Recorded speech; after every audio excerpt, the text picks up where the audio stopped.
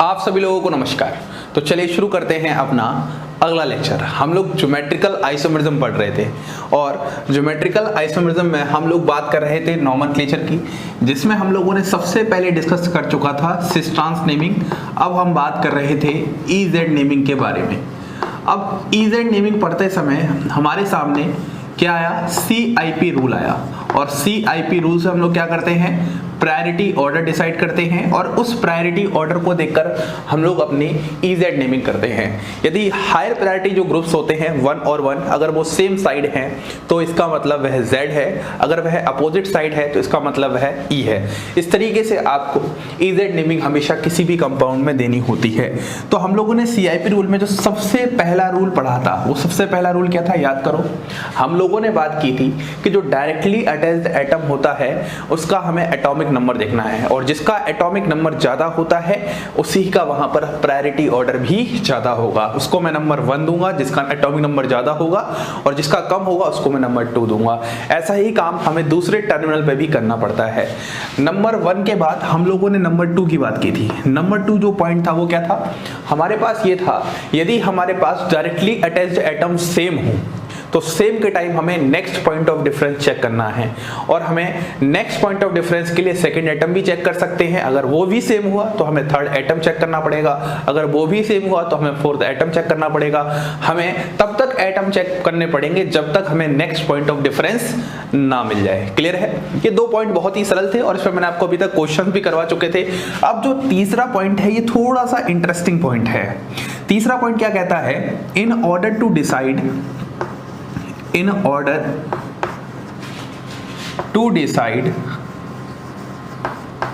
Priority order. Priority order को decide करने के लिए multiple bond treated as hypothetical sigma bond. ये हमारे पास क्या है, थर्ड पॉइंट है जो कि हमें CIP रूल में ध्यान रखना है कि जो मल्टीपल बॉन्ड्स होती हैं उनको हमें हाइपोथेटिकल सिग्मा बॉन्ड्स में ब्रेक करना है। तो इससे क्या होगा, अब यही हम समझना शुरू करते हैं। तो सबसे पहले हमें ये समझना है कि मल्टीपल बॉन्ड और हाइपोथेटिकल सिग्मा बॉन्ड का आखिरकार मतलब क्या है। तो आपके सामने मैं एग्जांपल लेता हूं। एग्जांपल है सबसे पहला A डबल बॉन्ड B। मान लीजिए आपके पास ये ग्रुप कहीं ना कहीं किसी टर्मिनल ऑफ कार्बन पर लगा है जिसके अलोंग रेस्ट्रिक्टेड रोटेशन है। तो इसको मैं कुछ इस तरीके से यहां पर दर्शा सकता हूं, जरा ध्यान से देखना। A और यहां पर क्या है B। ये वाली बॉन्ड तो मैंने यहां लगा दी जो किसी से जुड़ा होगा। अब देखो एक बॉन्ड तो आप दिखा पा रहे हो, लेकिन जब आप मल्टीपल बॉन्ड दिखाओगे, पाई बॉन्ड की हम बात कर रहे हैं, तो उसको दिखाने के लिए आपको यहां पर A के साथ क्या लगाना पड़ेगा, फिर एक B लगाना पड़ेगा। तो मतलब 2 जो बॉन्ड थी, एक बॉन्ड तो आप ये दिखा रहे हो जो कि आप दिखाते भी हो, लेकिन ये जो आप B दिखा रहे हो इसको हाइपोथेटिकल सिग्मा में ब्रेक कर रहे हो। जैसे आपने A के लिए सोचा है वैसे ही आपको B के लिए भी सोचना है कि B भी डबल बॉन्ड A से है, तो B और A के बीच में एक बॉन्ड तो है, तो यहां पर भी आपके पास A इस तरीके से दिखाओगे। क्या इतना पॉइंट क्लियर हुआ? अगर मैं इस ही बात को A ट्रिपल बॉन्ड V वाले एग्जांपल में समझाऊं, जरा ध्यान समझना, बहुत इंटरेस्टिंग एग्जांपल है, इतना टिपिकल नहीं है, बस एक बार आपको समझना पड़ेगा। तो इसको मैं कैसे समझाऊंगा, देखो सबसे पहले मैं A और B के बीच में ऐसा बॉन्ड तो बनाऊंगा ही, ये तो सिंपल सी बात है। अब यहाँ पर 2 और बॉन्ड है जो कि मल्टीपल बॉन्ड है, तो अब मैं वैसे ना दिखाकर मैं A के साथ ही 2 हाइपोथेटिकल सिग्मा बॉन्ड में ब्रेक कर दूंगा। मतलब मॉलिक्यूल रियल में ऐसा नहीं है, हाइपोथेटिकली हम क्या कर रहे हैं, मल्टीपल बॉन्ड को सिग्मा बॉन्ड में ब्रेक कर रहे हैं। अब जैसा आपने A के लिए सोचा है वैसा ही आपको किसके लिए सोचना पड़ेगा, B के लिए सोचना पड़ेगा। तो सुनो, B के साथ एक तो बना दिया, 2 और बॉन्ड है, तो यहां पर भी आप A लगा दो और यहां पर भी आप A लगा दो। इस तरीके से हमेशा सोचा जाता है। क्लियर है? तो ये तो हमने ऐसे ग्रुप में ले लिया। मान लो मेरे पास एक क्वेश्चन आ जाए, उस क्वेश्चन में हम लोग क्या करते हैं, इसी का यूज करते हैं। अब क्वेश्चन कैसा हो सकता है, क्वेश्चन आपके पास मान लीजिए मैं उठाता हूं यहां पर कुछ इस तरीके का, C यहां डबल बॉन्ड, यहां पर आपके पास H है, यहां पर आपके पास D है, यहां पर आपके पास CH डबल बॉन्ड CH2 है और यहां पे आपके पास C ट्रिपल बॉन्ड CH है। ये क्वेश्चन है आप लोगों के पास, ठीक है। अब इस क्वेश्चन को हम लोग करते हैं। तो देखो, इस क्वेश्चन को करने के लिए सबसे पहले आपको क्या करना है, ज्योमेट्रिकल आइसोमर पहचानना है। क्या ये ज्योमेट्रिकल आइसोमर है? तो बोलेंगे हाँ बिल्कुल। क्यों? रेस्ट्रिक्टेड रोटेशन सिस्टम है और यहाँ पर दोनों ही ग्रुप अलग लगे हैं और यहाँ पर भी दोनों ही ग्रुप लगे हैं, तो इसका मतलब ये कंडीशन ऑफ जीआई को फुलफिल कर रहा है। अब बात आ रही है, हमें इसकी ईजेड नेमिंग करनी है। अब अगर हम इसकी ईजेड नेमिंग करते हैं तो सबसे पहले आप इस टर्मिनल पे जरा ध्यान दो। तो इस पे H और D है और दोनों ही आइसोटोप्स हैं। हमने नोट में लिखा था जब कोई आइसोटोप्स हो तो उसके केस में हम एटॉमिक मास कंसीडर करते हैं। जिसका एटॉमिक मास ज्यादा होता है उसकी प्रायोरिटी ज्यादा होती है। तो हम इसको चुपचाप नंबर 1 कह देंगे और इसको चुपचाप नंबर 2 कह देंगे। तो यहाँ पर हमें प्रायोरिटी ऑर्डर देने में कोई दिक्कत नहीं आ रही। लेकिन जब मैं इस क्वेश्चन की बात करता हूं तो इस क्वेश्चन में हमें क्या लगाना है, CIP रूल लगाना है। तो CIP रूल में क्या पहला पॉइंट लगेगा, क्या दूसरा पॉइंट लग रहा है? तो दूसरा लगेगा, मतलब नेक्स्ट पॉइंट ऑफ डिफरेंस देखेंगे। लेकिन उससे पहले आपको एक थर्ड पॉइंट भी लगाना है। In order to decide priority order multiple bond treated as hypothetical sigma bond. मतलब कभी भी मॉलिक्यूल में अगर कहीं पर मल्टीपल बॉन्ड है तो उसको हाइपोथेटिकल सिग्मा बॉन्ड में तोड़ना पड़ता है। तो चलिए शुरू करते हैं। देखो, मैं ये बता रहा हूं कि हम सबसे पहले यहां पर क्या लिखता है, CH डबल बॉन्ड CH2 लिखते हैं और यहां पर क्या लिखते हैं, C ट्रिपल बॉन्ड CH लिखते हैं। ऐसा ही तो कुछ है। अब इसको पहले मैं हाइपोथेटिकल सिग्मा बॉन्ड में ब्रेक करता हूं, जरा ध्यान से देखते जाना। अगर मैं हाइपोथेटिकल सिग्मा बॉन्ड में ब्रेक करूंगा तो कैसे करूंगा, हम लोग क्या करते हैं, सबसे पहले यहाँ पर कार्बन से बॉन्ड बना दिया, क्लियर है। अब क्योंकि एक मल्टीपल बॉन्ड और है तो आपको यहाँ पर एक कार्बन और लगाना पड़ेगा। ये वाला कार्बन लगा रहे हैं हम लोग, ठीक है। और ये वाला H तो इसके पास पहले से था ही। ऐसे ही इस कार्बन की बात करते हैं, यहाँ पर आपके पास क्या है, 2 H तो लगे हैं, साथ में एक मल्टीपल बॉन्ड है तो यहाँ पर एक कार्बन और लगाओगे। अगर आप ये डायग्राम बना पा रहे हो तो इसका मतलब आप लोग हाइपोथेटिकल सिग्मा बॉन्ड का मतलब समझ पा रहे हो। ये थोड़ा सा कॉम्प्लिकेट लगेगा लेकिन एक बार समझने की कोशिश करो। ये वाला कार्बन ये है, ठीक है, एक सिग्मा बॉन्ड तो हमने बना दिया, उससे कोई दिक्कत नहीं है। लेकिन अब मल्टीपल बॉन्ड आ रही है तो उसके लिए मुझे एक सिग्मा बॉन्ड से और कार्बन दिखाना पड़ेगा। जो बात आप इस कार्बन के लिए सोच रहे हो वही बात आपको इस कार्बन के लिए भी सोचना पड़ेगा। सिंपल से बात है, सिंपल सा रूल है। अब ऐसे ही अगर आप इसकी डायग्राम बनाओ तो देखो, सबसे पहले आप कुछ ऐसे करके तो यहां पर कर दोगे, ठीक है। अब 2 मल्टीपल बॉन्ड है तो 2 मल्टीपल बॉन्ड के लिए 2 हाइपोथेटिकल सिग्मा। अगर एक मल्टीपल बॉन्ड हो तो एक हाइपोथेटिकल सिग्मा, 2 मल्टीपल बॉन्ड हो तो 2 हाइपोथेटिकल सिग्मा। ऐसे ही आप इसके लिए भी हाइपोथेटिकल सिग्मा सोचोगे और यहां पर तो आपके पास H रहेगा ही। तो ये आपके पास, आपने क्या कर दिया, मल्टीपल बॉन्ड को हाइपोथेटिकल सिग्मा बॉन्ड्स में ब्रेक कर दिया। क्या साफ साफ समझ में आ रही है बातें?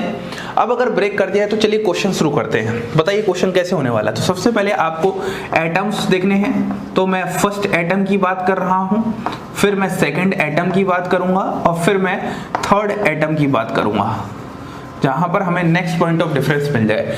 अब अगर इस मॉलिक्यूल में मैं फर्स्ट एटम की बात कर रहा हूं, आप खुद सोचो फर्स्ट एटम इस मॉलिक्यूल में कौन है, कार्बन, डायरेक्टली अटैच्ड कार्बन ही है। और इसमें कौन है, कार्बन, क्लियर है। ये हमारे पास फर्स्ट एटम है। अब अगर मैं सेकंड एटम की बात करूंगा तो सेकंड एटम कौन कौन है, कार्बन, कार्बन, हाइड्रोजन। तो हम लिख देंगे कार्बन, कार्बन, हाइड्रोजन। इसमें सेकंड एटम कौन कौन है, देखो, carbon, carbon, carbon, carbon, carbon, carbon. अब अगर आपका सेकंड एटम पर ही नेक्स्ट पॉइंट ऑफ डिफरेंस मिल जाए तो थर्ड एटम पर जाने की बिल्कुल भी जरूरत नहीं है। तो जरा फर्स्ट एटम को देखो, दोनों की सेम है, लेकिन सेकंड एटम को देखो, यहां पर कार्बन है, कार्बन है, हाइड्रोजन है, यहां पर कार्बन, कार्बन, कार्बन, मतलब यहां पर तीनों ही हैं। तो हम बोलेंगे इसकी हमारे पास प्रायोरिटी ज्यादा होगी, क्योंकि सिंपल सी बात है, यहाँ पर कार्बन है और यहाँ पर हाइड्रोजन है और कार्बन का एटॉमिक नंबर ज्यादा होता है, ठीक है। तो हम बोलेंगे finally C triple bond CH, इस वाले केस में हमारे पास ये नंबर 1 होगा और इस वाले केस में हमारे पास ये नंबर 2 होगा। अब एक बार अगर हमने प्रायोरिटी ऑर्डर डिसाइड कर चुका है, यदि हायर प्रायोरिटी ग्रुप्स 1 और 1 हायर प्रायोरिटी ग्रुप्स है, अगर ये सेम साइड आ रहे हैं तो इस मॉलिक्यूल का मैं नाम दे दूंगा Z। सेम साइड जिगरी तो मतलब Z, अपोजिट साइड एनिमी तो मतलब E। अब बस आपको इतना पेशेंस दिखाना पड़ेगा क्वेश्चन करते समय, आपको स्टार्टिंग में इतना पेशेंस दिखाना पड़ेगा, आपको क्वेश्चंस की प्रैक्टिस करनी पड़ेगी, तब जाके ऐसे क्वेश्चंस पे आपकी कमांड बनेगी। तो चलिए कुछ और ऐसे क्वेश्चंस बेहतरीन से हम लोग प्रैक्टिस करते हैं ताकि आपको बहुत हद तक कॉन्सेप्ट समझ में आ जाए। आइए अब हम कुछ और क्वेश्चंस प्रैक्टिस करते हैं। अगर हमें थर्ड पॉइंट में और क्लैरिटी चाहिए तो बस उसका एकमात्र रास्ता है सिर्फ क्वेश्चन प्रैक्टिस। तो वही मैं आपको कुछ क्वेश्चंस प्रैक्टिस करवाता हूं। सबसे पहले हमने क्वेश्चंस की बात कर रखी है, अब दूसरे क्वेश्चन की बात करते हैं। मान लो आपके पास यहाँ पर क्या है, कार्बन डबल बॉन्ड कार्बन है और यहाँ पर हम कर देते हैं इस तरीके से NH2 और यहाँ पर कर देते हैं OH और यहाँ पर मैं आपके लिए बना देता हूँ CHO और यहाँ पर मैं बना देता हूँ COOH। क्लियर एकदम अच्छे से। तो एक क्वेश्चन मैं लिखा हूं, अब इसका मैं आंसर समझाता हूं। जब ये समझ में आ जाएगा फिर मैं अगला क्वेश्चन लिखता हूं, तो ज्यादा अच्छा है ना, ज्यादा अच्छा रहेगा, ज्यादा जल्दबाजी हमें नहीं करनी। अब देखो इस पहले क्वेश्चन को जरा ध्यान से देखो, हमें क्या करना है, इस क्वेश्चन में इज एंड नेमिंग करनी है। तो सबसे पहले आपका काम क्या है, आपको यहाँ पर ज्योमेट्रिकल आइसोमर देखना है। देख लिया, देखो रेस्ट्रिक्टेड रोटेशन सिस्टम है, यहाँ पर ग्रुप अलग है, यहाँ पर ग्रुप अलग है। क्लियर एकदम अच्छे से। अब आपको CIP रूल लगाना है, सिंपल सी बात है। 3 ही रूल अभी तक हमने बताए हैं और मेन 3 ही रूल होते हैं। अब CIP रूल में क्या करोगे, यहाँ पर सबसे पहले आप पहला रूल लगाओ, डायरेक्टली अटैच्ड एटम को चेक करो। कर लिया, तो यहाँ पर नाइट्रोजन है, यहाँ पर ऑक्सीजन है, तो अब क्या करोगे, सर ऑक्सीजन का एटॉमिक नंबर ज्यादा होता है तो यहाँ पर नंबर 1 प्रायोरिटी आ जाएगा और यहाँ पर नंबर 2 प्रायोरिटी आ जाएगा। मतलब यहाँ पर रूल नंबर 1 से ही आपकी बात बनने वाली है। अब अगर इस वाले में देखोगे तो इस वाले में CHO है और इसमें COOH है, तो थोड़ा सा इनको खोल कर लिखो। अगर आप थोड़ा सा इनको खोल कर लिखोगे तो आप CHO को कुछ ऐसे लिखोगे और COOH को आप कुछ इस तरीके से लिखोगे। देखो तभी हम बात करते हैं, ऑर्गेनिक केमिस्ट्री में सारी बेसिक जानकारी होनी चाहिए। आपका ये स्ट्रक्चर कुछ ऐसे लिखा था और ये स्ट्रक्चर कुछ ऐसे लिखा था तो बहुत हद तक बच्चों को समझ में नहीं आ रहा होगा, इसमें मल्टीपल बॉन्ड है, और अगर मल्टीपल बॉन्ड समझ नहीं आ रही तो वो थर्ड रूल नहीं लगाएंगे। लेकिन यहाँ पर हमें स्ट्रक्चर में साफ साफ समझ में आ रहा है यहाँ पर मल्टीपल बॉन्ड है, जिसकी वजह से हमें रूल लगाना है नंबर 3 पहले, कि मल्टीपल बॉन्ड को हमेशा हाइपोथेटिकल सिग्मा बॉन्ड में ट्रीट करो, है ना। तो शुरू करते हैं।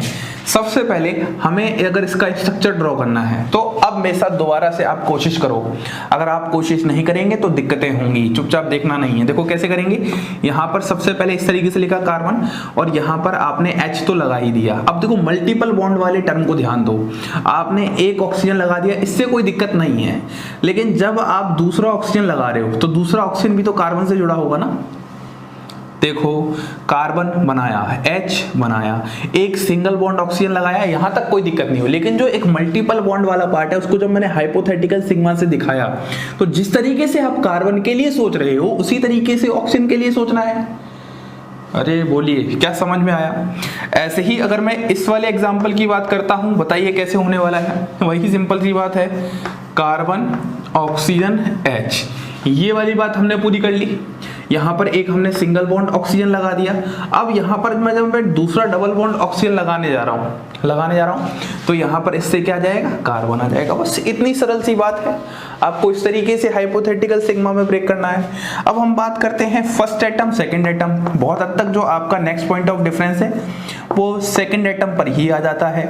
तो बताइए फर्स्ट एटम इनका कौन सा है, फर्स्ट एटम इन दोनों का ही कार्बन कार्बन है, कार्बन कार्बन। तो क्या आपका रूल नंबर 1 लगेगा, बिल्कुल नहीं लगेगा। तो अब रूल नंबर 2 लगाएंगे। कैसे लगाएंगे, नेक्स्ट पॉइंट ऑफ डिफरेंस में पहुंचना है। तो यहाँ बताओ नेक्स्ट पॉइंट कौन सा है, OOH, OOH। इस वाले में O, जरा ध्यान देखो, O, ये तीनों ही क्या है आपके पास, सेकंड एटम है। तो अब देखो दोनों में ही डिफरेंस मिल गया, इसकी प्रायोरिटी आपके पास क्या होगी, ज्यादा होगी। रीजन क्या है, क्योंकि यहाँ पर तीनों ऑक्सीजन है लेकिन यहाँ पर हाइड्रोजन है, तो ये हाइड्रोजन के मुकाबले में कम हो जाएगा प्रायोरिटी वाला और ये ज्यादा हो जाएगा।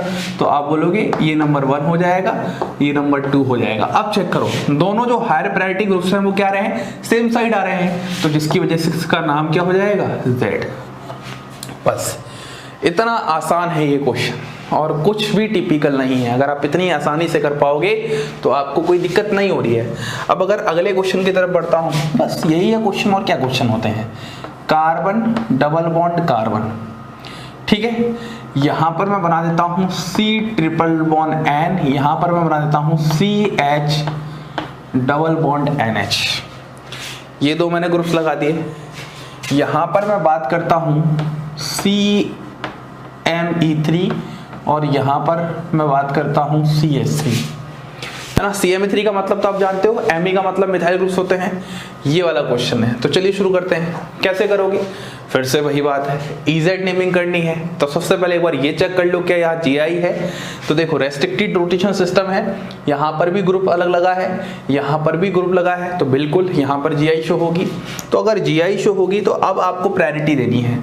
अगर आप यहाँ पर प्रायोरिटी देने चलोगे तो बताओ किसको दोगे। सिंपल सी बात है, यहाँ पे कोई आपकी मल्टीपल बॉन्ड नहीं है तो रूल नंबर 1 लगाओ। रूल नंबर 1 लगाओगे तो यहाँ पर भी कार्बन, यहाँ पर भी कार्बन, दोनों सेम एटम है, रूल नंबर 1 नहीं लगेगा। रूल नंबर 2 क्या बोलता है, next point of difference check करो। यहाँ पर जो दूसरा एटम है वो हाइड्रोजन है और यहाँ पर जो दूसरा एटम होंगे वो कार्बन होंगे, क्योंकि एमी का मतलब क्या होता है, मिथाइल होता है। ऐसा क्वेश्चन मैंने कराया था कल की क्लास में। तो जब मिथाइल है तो कार्बन है, तो हम बोलेंगे यहाँ पर आपके पास जो प्रायोरिटी आ जाएगी वो नंबर 1 आ जाएगी और यहाँ पर जो आपके पास प्रायोरिटी आ जाएगी वो नंबर 2 आ जाएगी। इतना क्लियर हुआ। ये सिर्फ प्रैक्टिस है, जितना आप प्रैक्टिस बढ़ाओगे उतना आपको चीजें बहुत हद तक समझ में ज्यादा आएंगी। ठीक है, अब बताओ क्या करने वाले हो। इस वाले क्वेश्चन को देखो, साफ साफ समझ में आ रहा है मल्टीपल बॉन्ड है। अगर मैं मान लो CN को ऐसे ना लिखता, मान लो मैं CN को ऐसे ना लिखता और सिर्फ ऐसे लिखता, तो आप गलतियां मत करते। आप ये नहीं सोचते कि सिर्फ यहाँ पे कार्बन और फिर नाइट्रोजन है, नहीं, आपको हमेशा बेसिक बॉन्डिंग का आइडिया होना चाहिए। तभी मैंने आपको एकदम बहुत ही बेसिक से ऑर्गेनिक केमिस्ट्री को स्टार्ट किया है, जहां पर सबसे पहले मैंने आपको बॉन्डिंग, हाइब्रिडाइजेशन, रिप्रेजेंटेशन, इन सब पे अच्छा समय बिताया है। इसीलिए ऑर्गेनिक केमिस्ट्री एक मतलब वो चैप्टर माना जाता है, वो सब्जेक्ट माना जो कि कनेक्टिविटी के साथ पढ़ा जाता है।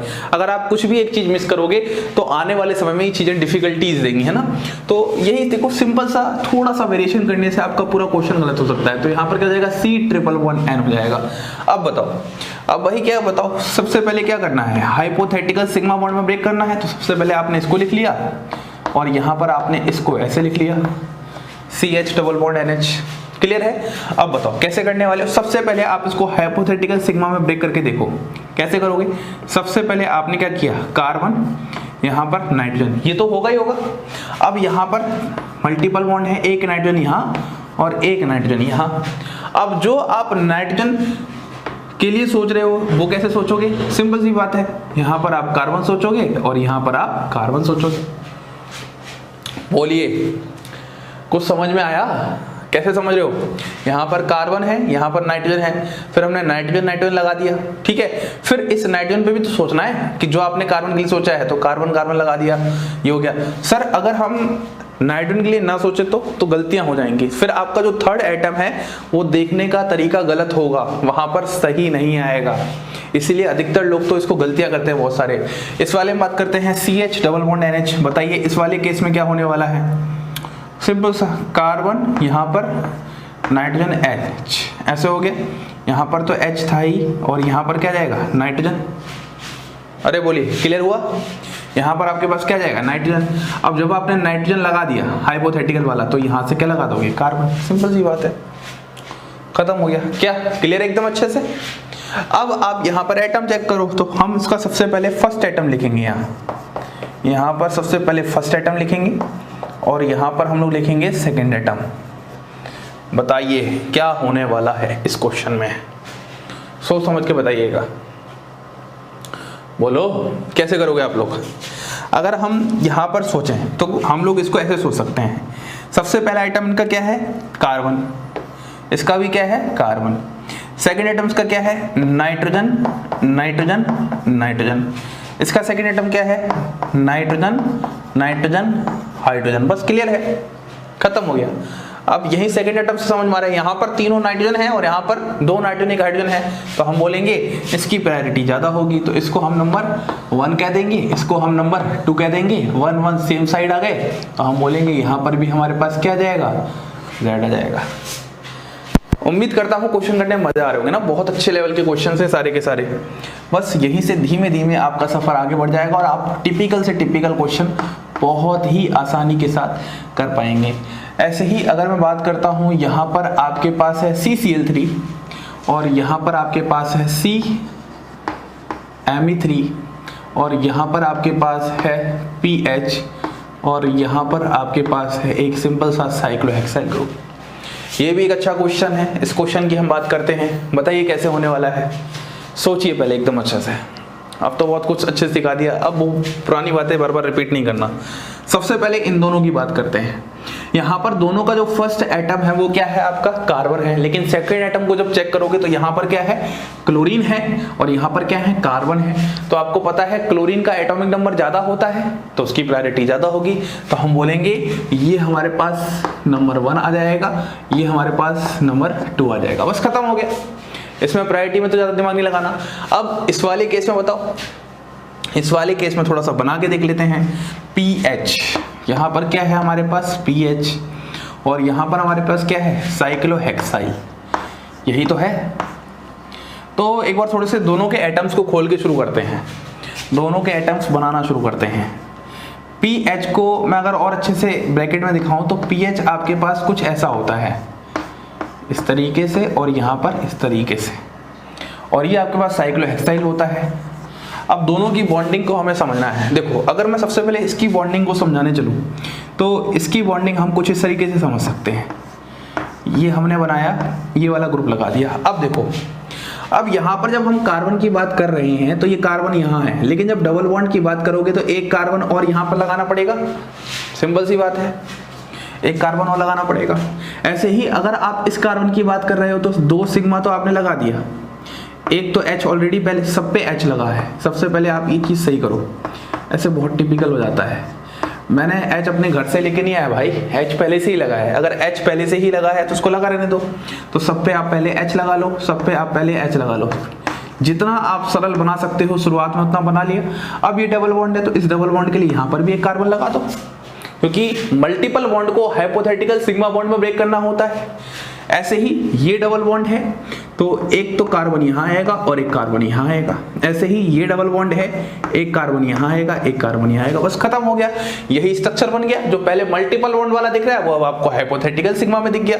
अब इस स्ट्रक्चर की बात करते हैं। भैया इस स्ट्रक्चर में क्या है, सब जगह CH2 है, इसमें तो मल्टीपल बॉन्ड है ही नहीं, इसमें तो मल्टीपल बॉन्ड है ही नहीं। यहाँ पर ऐसे हो गया, यहाँ पर H H H H H H H H H H, देखो H H आ गया।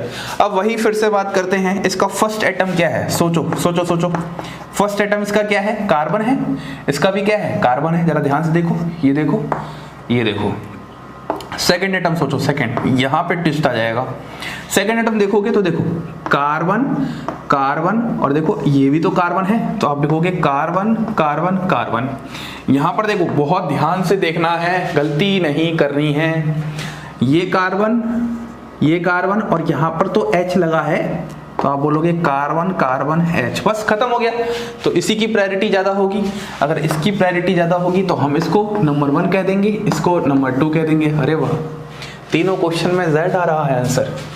अब इसमें मेरा कोई हाथ नहीं है भैया, मैंने कुछ नहीं किया, अपने आप हो गया। ठीक है, ये वाला है। तो बस मैं आपको समझाना ही चाहता हूं कि आपके पास कितना भी टिपिकल स्ट्रक्चर आ जाए मल्टीपल बॉन्ड वाला, सबसे पहले आपको बहुत पेशेंस दिखाना है। उस स्ट्रक्चर को आपको हाइपोथेटिकल सिग्मा में ब्रेक करना है। फिर उसके फर्स्ट एटम और सेकंड एटम, मोस्टली जो आंसर्स होते हैं वो सेकंड एटम में आ जाते हैं। अगर आपका दिन खराब है तब आपको थर्ड एटम में जाना पड़ेगा, नहीं तो सेकंड एटम पे ही next point of difference create हो जाता है। क्लियर है? तो यहां तक हमने अपने CIP रूल के थर्ड पॉइंट को क्लियर कर चुका है, जहां पर मल्टीपल बॉन्ड को हाइपोथेटिकल सिग्मा में ब्रेक करना होता है। अब एक फोर्थ पॉइंट और बताता हूं। फोर्थ पॉइंट बताकर मैं सारी चीजों को समराइज करता हूं और फिर 1-2 क्वेश्चंस प्यारे प्यारे और करवाता हूं और फिर हम लोग मूव कर जाएंगे अपनी last naming syn and anti.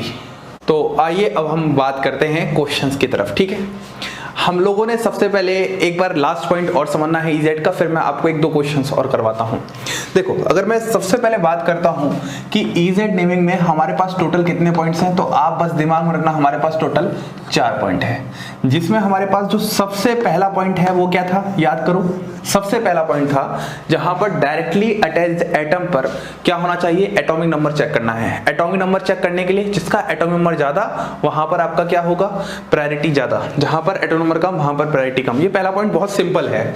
Second जो आपके पास यहाँ पर CIP रूल में था EZ नेमिंग करने के लिए, वह क्या था कि अगर आपका फर्स्ट एटम सेम आ जाए तो आपको सेकंड एटम पर जाना है, थर्ड एटम पर जाना है, मतलब next point of difference check करना है। ये आपका सेकंड पॉइंट था। और जो तीसरा पॉइंट था वो क्या था, प्रायोरिटी ऑर्डर चेक करते समय यदि आपकी मल्टीपल बॉन्ड है तो मल्टीपल बॉन्ड को हाइपोथेटिकल सिग्मा बॉन्ड में ब्रेक करना है। और इसी के बाद आपके पास क्या है, फोर्थ पॉइंट है। और फोर्थ पॉइंट क्या कहता है आपको, फोर्थ पॉइंट कहता है द एटॉमिक नंबर ऑफ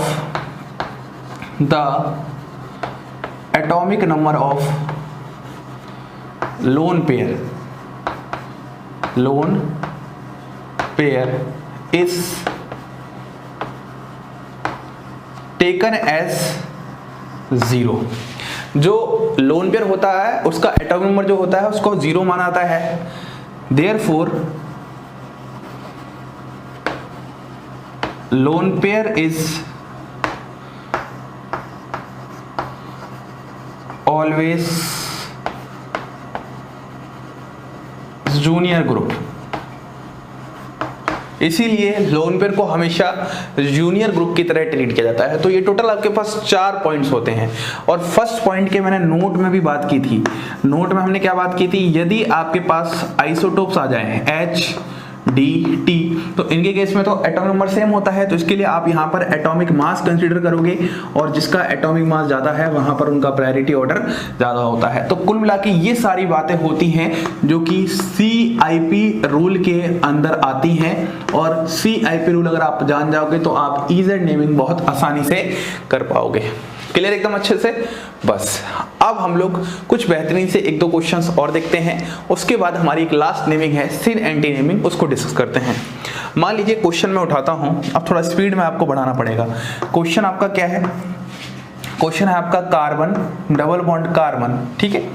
और यहां पर हम कर लेते हैं कुछ इस तरीके से CH3 और यहां पर हम कर लेते हैं H और यहां कर लेते हैं C double bond O NH2 और यहां पर हम कर लेते हैं NH2। ये आपका एक सिंपल सा क्वेश्चन है। आप सबसे पहले इसको ट्राई करो, किस तरीके से करोगे इस बात को मुझे बताओ। बहुत आसान क्वेश्चन है, सबसे पहले आपको ही क्वेश्चन ये ट्राई करना है, ठीक है। एक ये क्वेश्चन है, तो कुछ क्वेश्चंस हैं ऐसे ही आपको मैं यहाँ पर दे देता हूँ आपकी प्रैक्टिस के लिए, ताकि और अच्छी प्रैक्टिस हो सके आपकी। यहाँ पर आपके पास है C ट्रिपल बॉन्ड CH और यहाँ पर है आपके पास CMe3, यहाँ पर है आपके पास OH और यहाँ पर है आपके पास O18H, ठीक है। ये थोड़ा सा इंटरेस्टिंग क्वेश्चन है, यहाँ पर मैं थोड़ा सा मॉडिफिकेशन कर दिया है। जनरली जो यहाँ पर हम आइसोटोप्स की बात करते हैं वो ड्यूटेरियम ट्रिटियम हाइड्रोजन के ही रिस्पेक्ट में करते हैं, लेकिन मैंने यहाँ क्वेश्चन को फ्रेम कर दिया है। अगर आपको इसमें अब प्रायोरिटी देनी है तो अब इसमें क्या चेक करोगे, जब भी आइसोटोप्स आते हैं उनके केस में हमें एटॉमिक मास चेक करना होता है। तो क्वेश्चन बना दिया है। ऐसे ही एक क्वेश्चन और दे रहा हूँ। तो क्वेश्चन है आपके पास कार्बन डबल बॉन्ड कार्बन, ठीक है। और यहाँ पर है आपके पास फिनाइल वाला ग्रुप, ठीक है। और यहाँ पर हम ले लेते हैं CCl3 और यहाँ आ जाएगा आपके पास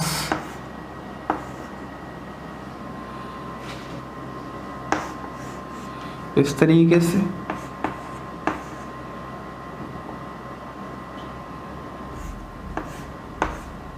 ये थोड़ा सा इंटरेस्टिंग क्वेश्चन है, दिमाग तो लगेगा लेकिन आपको अपने कॉन्सेप्ट पर स्टिक रहना है। जो आपको सिखाया है आपको वैसे ही चीज़ों को अप्लाई करना है, आपका आंसर आ जाएगा। तो ये कुछ क्वेश्चंस हैं आपको यहाँ पर ट्राई करने हैं। तो यहाँ पर हमने इस लेक्चर में अपनी EZ नेमिंग को कंप्लीट कर दिया है। अब हम एक लास्ट नेमिंग और है सिन एंटी, बहुत ही छोटा सा पार्ट है, उसको मैं यहाँ पर फाइनल डिस्कस करता हूँ। तो आइए अब हम बात कर लेते हैं अपनी last naming of geometrical isomer. तो एक बार पहले हम लोग देखते हैं कि नेमिंग में हम लोगों ने GI के क्या क्या पढ़ चुका है। सबसे पहले हम लोगों ने बात कर चुकी है सिस ट्रांस नेमिंग, जो कि आपको बहुत अच्छे से समझाया और सबसे ज़्यादा सरल नेमिंग है। उसके बाद आपसे मैंने EZ नेमिंग की बात कर रखी है और ये EZ नेमिंग बहुत बहुत ज़्यादा इंपॉर्टेंट है क्योंकि यहाँ पर CIP रूल आ जाता है। और थर्ड नेमिंग है आपके पास सिन एंटी नेमिंग। देखो, अगर मैं सिन एंटी नेमिंग की शुरुआत करता हूं तो सिन एंटी नेमिंग को हम लोग यहाँ पर सिर्फ 3 कंपाउंड्स के केस में पढ़ने वाले हैं। एक तो हमारे पास ऑक्साइम्स हैं, यहाँ पर डिस्कस करेंगे, और एक हमारे पास एजो एल्केन होते हैं। सिर्फ इन 2 कंपाउंड्स में हम लोग डिस्कस करेंगे। अब ऑक्साइम्स भी हमारे पास 2 प्रकार के होते हैं।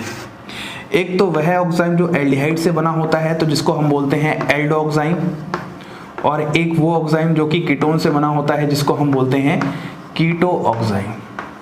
ठीक है, तो सबसे पहले हम एल्डो ऑक्साइम की बात करते हैं। देखो, अगर हम लोग एल्डो ऑक्साइम के एग्जाम्पल की बात करेंगे तो आपके पास जो एल्डिहाइड से बना हुआ ऑक्साइम होगा वह कुछ इस तरीके से होगा, जहां पर RCH ग्रुप होगा और यहाँ पर डबल बॉन्ड N और लोन पेयर होगा। या तो आपके पास कुछ ऐसा हो सकता है या फिर आपके पास एल्डो ऑक्साइम में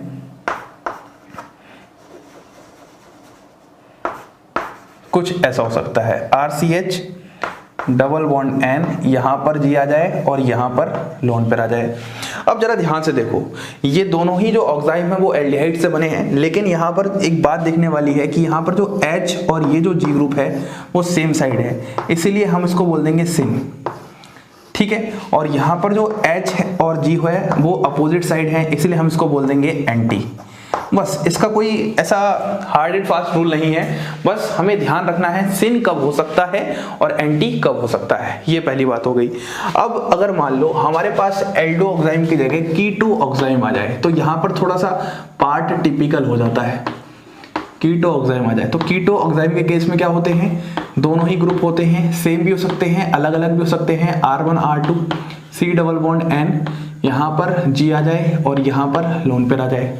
ऐसे ही यहाँ पर क्या हो जाए, R1 C, यहाँ पर R2 डबल बॉन्ड N, यहाँ पर लोन पेयर हो जाए और यहाँ पर G हो जाए। क्लियर है?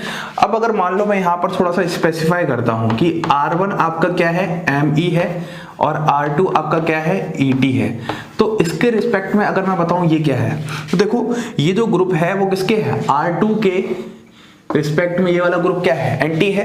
तो हम यह बोल सकते हैं कि यहां पर हमारे पास R2 के रिस्पेक्ट में ये वाला ग्रुप क्या है, एंटी है, और इसके रिस्पेक्ट में ये वाला ग्रुप क्या है, सिन है। तो इस वाले केस को आप कैसे डिफाइन कर सकते हो, इस वाले केस को आप डिफाइन करोगे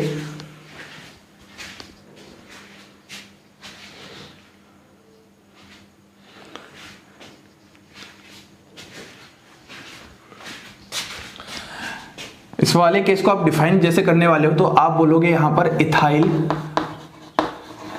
एंटी, वहीं पर ये मिथाइल के सिन है तो हम बोल देंगे इसको सेम साइड है तो मिथाइल सिन। आगे आप जैसा नाम कर रहे हो वो बात अलग है, लेकिन आप रिस्पेक्ट में बता रहे हो। ऐसे ही अगर आप R2 के रिस्पेक्ट में वाला ग्रुप देखोगे तो सिन है तो आप बोलोगे इथाइल सिन, और यहां पर क्या बोलोगे, मिथाइल एंटी। बस इतनी सी बात आपको यहाँ पर ध्यान रखनी है कीटो ऑक्साइम के केस में। वैसे ये ज़्यादा नेमिंग इतनी फेमस नहीं है, लेकिन फिर भी थोड़ा सा मैं आइडिया यहाँ पर आपको दे देता हूँ। ऐसे ही आपके पास एक लास्ट नेमिंग और होती है जो कि एजो एल्केन के केस में होता है। अब एजो एल्केन के केस में कैसे हो सकता है, N डबल बॉन्ड N, दोनों ही लोन पेयर एक साइड आ जाए और दोनों ही ये वाले G ग्रुप एक साइड आ जाए, या फिर N डबल बॉन्ड N, एक लोन पेयर यहाँ पे G और एक लोन पेयर। तो आपको साफ साफ समझ में आ रहा है ये जो केस बन रहा है, यह केस आपके पास सिन का बन रहा है, सिन, और यह वाला केस कैसे बन रहा है, ये वाला केस आपका एंटी बन रहा है। तो कहीं ना कहीं जो सिन और एंटी है वो सिन और एंटी यहाँ पर एक दूसरे को सेम साइड या अपोजिट साइड को दिखाने की कोशिश कर रहे हैं। ये वाली बात मुझे आपको ओवरऑल पूरी समझानी थी। तो सबसे पहला पॉइंट हमारे पास क्या था, फिर से बताइए, सिस ट्रांस, बहुत सरल था, इजेड नेमिंग, और लास्ट था सिन एंटी। अब नेक्स्ट लेक्चर जो होगा वो बहुत बेहतरीन होगा, उसमें मैं आपको सबसे पहले स्टार्टिंग इजेड नेमिंग और सिस ट्रांस की एक बेहतरीन सी बात से करने वाला हूँ, जो कि बहुत सारे लोगों को कंफ्यूज रहता है कि जो ई है वो अपोजिट है, इसका मतलब ट्रांस लोग समझ लेते हैं अपनी भाषा में, और जो Z है वो सेम साइड होता है तो सिस समझ लेते हैं अपनी भाषा में। E को ट्रांस और Z को सिस समझ लेते हैं, लेकिन ऐसा नहीं होता। E ट्रांस भी हो सकता है और E सिस भी हो सकता है, वो डिपेंड करते हैं एग्जाम्पल्स जो मैं आपको दूंगा। तो यहीं पर बात खत्म करते हैं। इसी के साथ आप सभी लोगों को धन्यवाद।